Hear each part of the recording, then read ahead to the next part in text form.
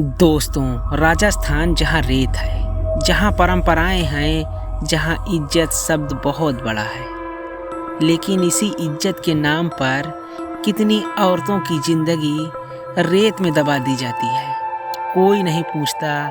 ये कहानी किसी एक औरत की नहीं, ये कहानी उस चुप्पी की है जो पीढ़ियों से औरतों की जुबान पर ताला बनकर लगी रही।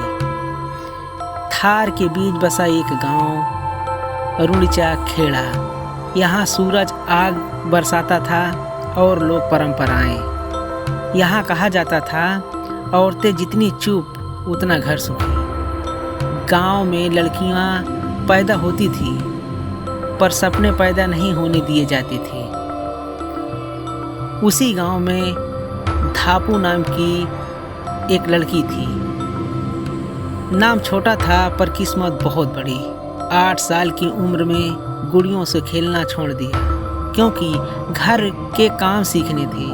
माँ कहती थी, बेटी जितना सहना सीख लेगी उतनी अच्छी बहू बनेगी। धापू नहीं समझती थी कि अच्छी बहू बनने के लिए इंसान को क्यों मरना पड़ता है।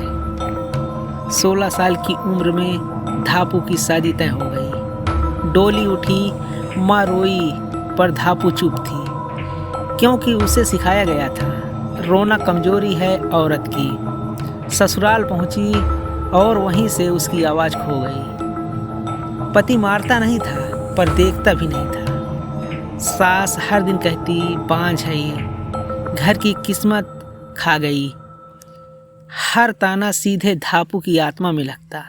रात को वो चुपचाप आंचल में मुंह दबा कर रोती, ताकि कोई सुन न ले। एक रात धापू बीमार थी, बुखार में कांप रही थी। सास ने कहा, नाटक मत कर, काम कर। धापू गिरी, किसी ने नहीं उठाया। उस रात वो पहली बार बोली, अगर मैं मर जाऊं तो क्या फर्क पड़ेगा। और जवाब सन्नाटा था। सुबह होते ही धापू मंदिर गई। दिए के सामने बैठकर बोली, भगवान सब कुछ ले लिया, अब या तो मुझे मार दे या मुझे बदल दे। यही वो फल था जहाँ कहानी मिलती है।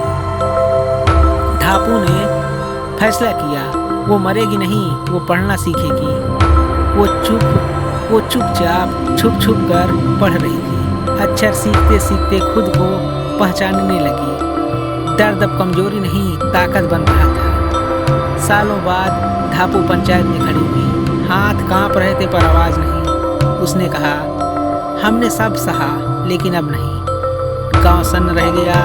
पहली बार किसी औरत ने चुप्पी तोड़ी थी। आज रुणिचा खेड़ा बदल रहा है। धीरे धीरे, बहुत धीरे धीरे धापू अब बहू नहीं, आवाज़ है। औरत जब तक सहती है, समाज चैन से सोता है। जिस दिन वो बोलती है, इतिहास जगता है। दोस्तों, ये एक छोटी सी कहानी थी।